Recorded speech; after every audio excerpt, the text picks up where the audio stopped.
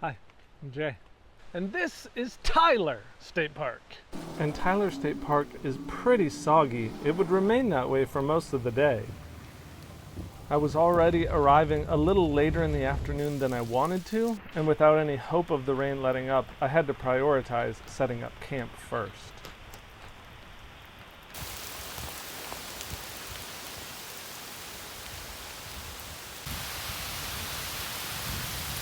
The tarp is set up.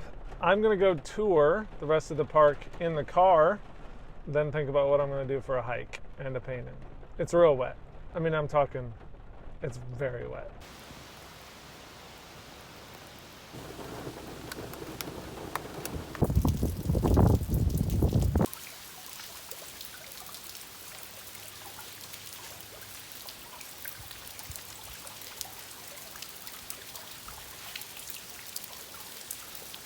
It's a perfect day for me to show you one of my favorite rainy weather camping hacks. And it all starts with a beautiful Nalgene bottle.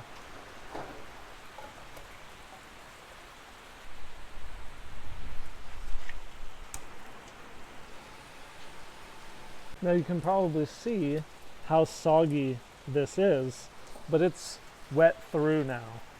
So if you look on the inside, it's not exactly in great shape to keep me dry.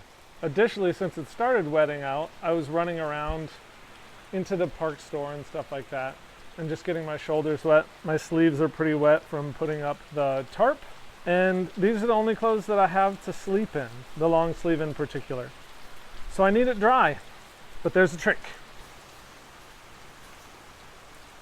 Now you're going to take this boiling water and pour it into your Nalgene.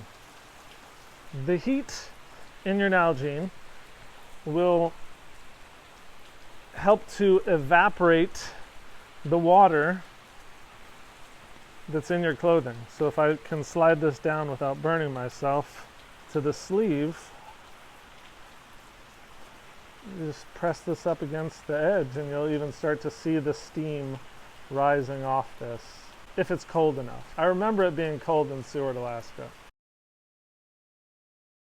I've definitely gotten spoiled by Texas summers and how quickly the map dries. I put matte medium on this 10 minutes ago and it's still buckled, still pretty wet. I don't know that it's going to dry in time before the sun sets for me to do a painting here today.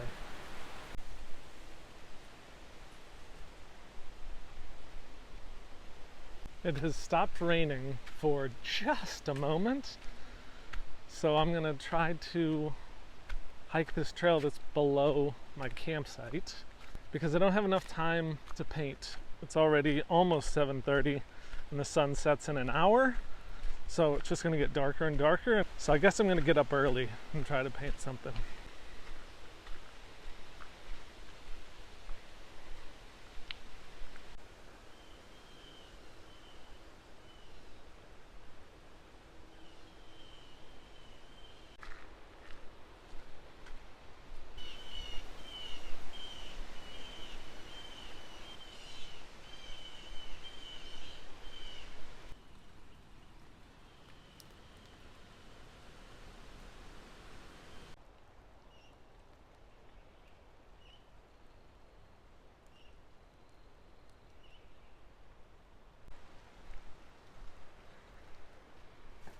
Whoa, did you hear that?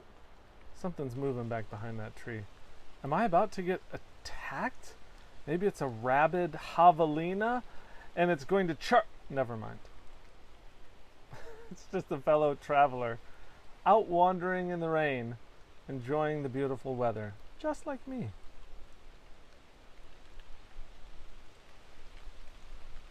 Cypress knees must mean we're farther east, close to the Louisiana swamps.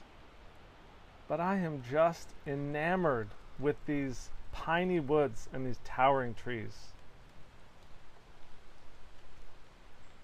I have the hammock all set up. I forgot a sleeping bag. More accurately, I left my sleeping bag in Utah, but I did remember to bring my underquilt and I kind of hedged my bets and I bought a blanket at the gift shop.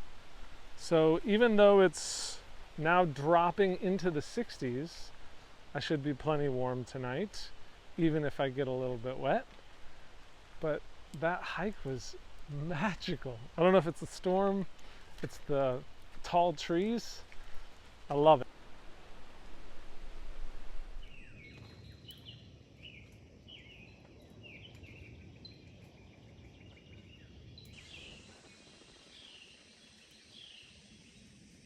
What a way to wake up. I really enjoyed the hike yesterday along the Lakeshore Trail.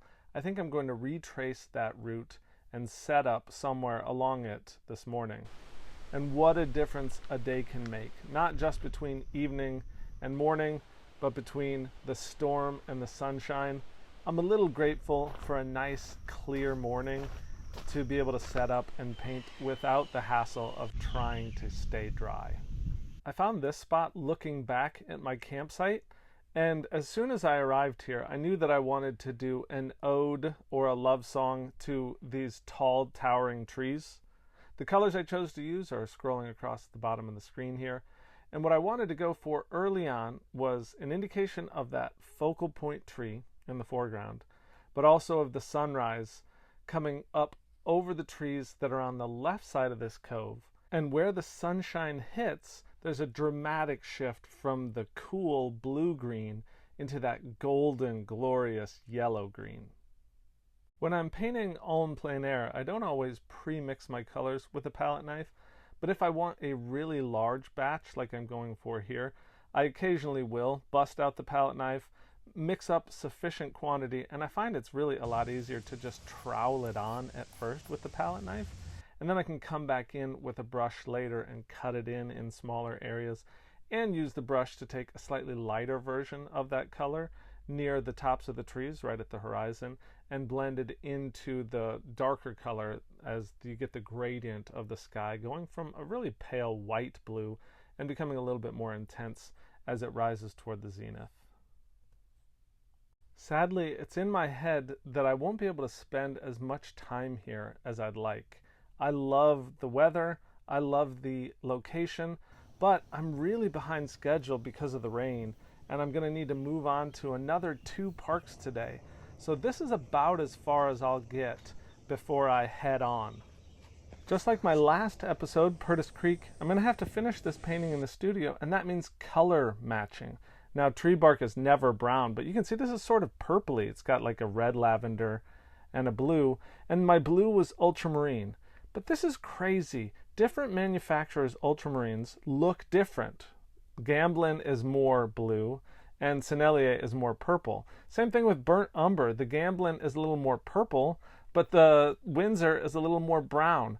So had I just pulled them out of my paint box and started using them without using the same exact colors that I had in the field, I would have gotten crazy different mixtures. That's one thing to pay attention to yourself when you're painting. I recommend that if you're just starting out painting, keep your colors simple and keep them consistent. I would even maybe say do color charts so that you can predictably anticipate the mixtures that you'll get between the colors that you consistently use on your palette. I'll make a separate video about that and post it on my channel. But of course today, I'm not following that advice. I got a bunch of colors on my palette. But what's nice today is being in the studio allows me to take everything a little bit more slowly. And since I wanted to make this painting all about the tree, I can really zoom in on particular branches and foliage and take my time and give a nice silhouette to the outside of this composition and focus your attention into that middle area where there's the contrast between the tree that's in front of us that still has not received the light of dawn and the trees behind that are just beginning to be brightened up by the sunrise.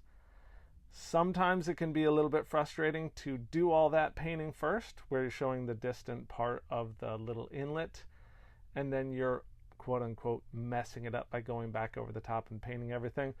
But like my hero Bob Ross always said, sometimes you got to make an almighty decision, and you just go and put everything in, and you got to trust that it's going to look right in the end. And not just right, it'll look better The foreground element will push everything else back, giving the composition depth and complexity, and there's really no other way to do it but to layer one thing on top of the other. And that'll about do it for this painting. A few leaves in the foreground with their upward facing plane showing that cool blue light of the sky, a signature, and we'll call it done. Now I'm going to take you back to Tyler State Park and wrap up the adventure there.